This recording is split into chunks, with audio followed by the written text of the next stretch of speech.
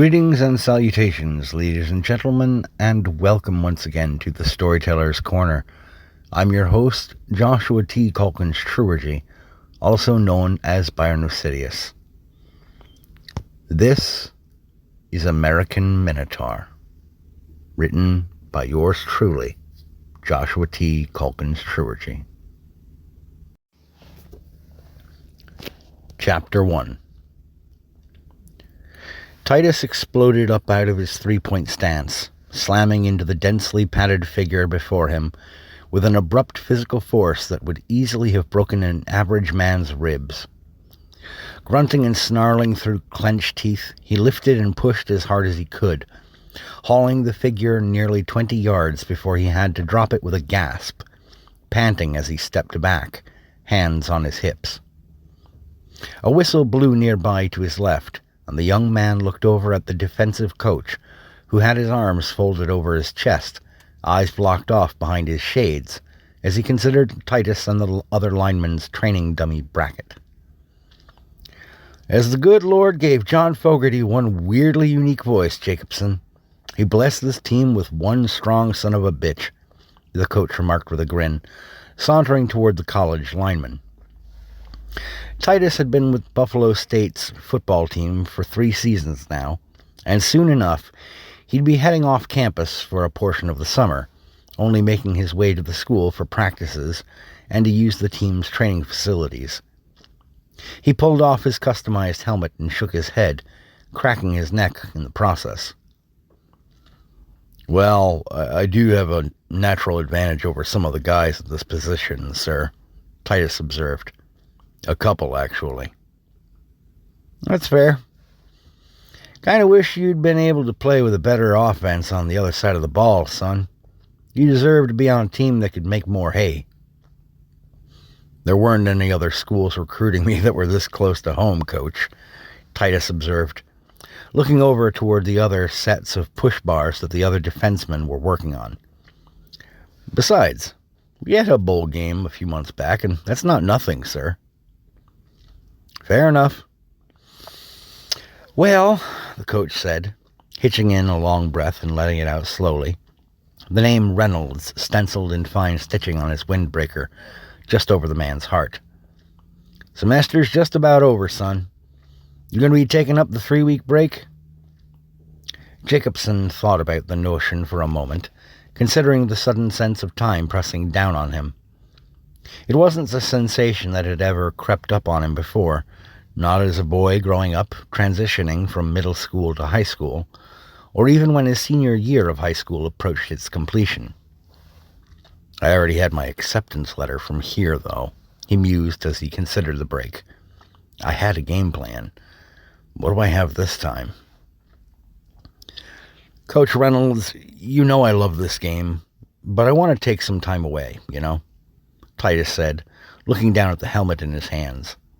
"It's probably going to be my last year living with my folks, regardless of what happens at the end of next year, and I think my mom's already going a little nutty. Most game days, she doesn't really see me much at all. I think it's dawning on her that after next year, it'll just be her and Dad at home." "And I'm sure they didn't realize how much of the year a college ball player spends practicing, even in the off-season," Reynolds added. "I remember meeting them that first time a couple of years ago," the defensive coach said with a snort and a shake of his head. "Threw me for one hell of a loop." "Well, to be fair, Coach, a young Minotaur says, 'Hey, meet my parents.' You don't expect to see a couple of Humes who don't even reach his shoulder height when they're upright," Jacobson, said young Minotaur in the exchange, pointed out. "And you didn't have the advantage of being given any kind of a heads up on my part. I always forget to let new people know that I'm adopted." Reynolds nodded and turned his attention back toward the other practicing linemen, leaving Titus to start making his way toward the locker room to get showered and changed before heading home for what remained of the afternoon and evening. Hanging his gear up in his locker, Titus turned his helmet back and forth, carefully considering the locking screw-on caps that slid over his horns to make them non-lethal in the event he should collide headfirst with another player on the field. When football equipment makers had first tried to grapple with accommodating the Outworlders, as they were known for the first few years, Minotaurs and some hobgoblins, as well as the Gotran, the Ratmen of Chaldea, had proven to be more challenging to modify equipment for than others of the Chaldean peoples. The elves, dwarves, goblins, and lizardmen, being mostly human-sized or a little smaller, hadn't posed as many difficulties design-wise.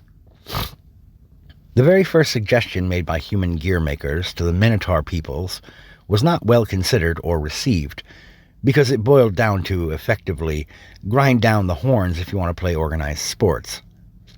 This sentiment, while initially popular among the native populace of humanity to joke about, wasn't much laughed at by the Minotaur peoples who heard this jest. It ended up giving birth to more than a few criminal charges in numerous countries, and in a few cases resulted in small riots that barely got wrangled under control of local authorities. The second suggestion, a set of cork stoppers pressed down onto the horn tips, didn't accommodate for the fact that the outer curve of many Minotaurs' horns held a sharpness to them as well, which would quickly end up sawing through that cork with each turn or twitch of the head, thus rendering them useless. Century Athletics ended up partnering with Riddell Sports to collaborate on a design of football, hockey, and lacrosse helmets that would allow the Minotaurs to have several hinged plates opened up for them to slide them on. And once clipped into position, a pair of external covers, composed of the same material as the helmets themselves, could then be clamped over top the horns. They ended up looking blocky and, Titus always thought, a little silly, but they were worth the awkward look to be allowed to get out on the field and play the game. Titus hung the helmet on its usual hook in his locker, grabbed his hygiene supplies, and hit the showers.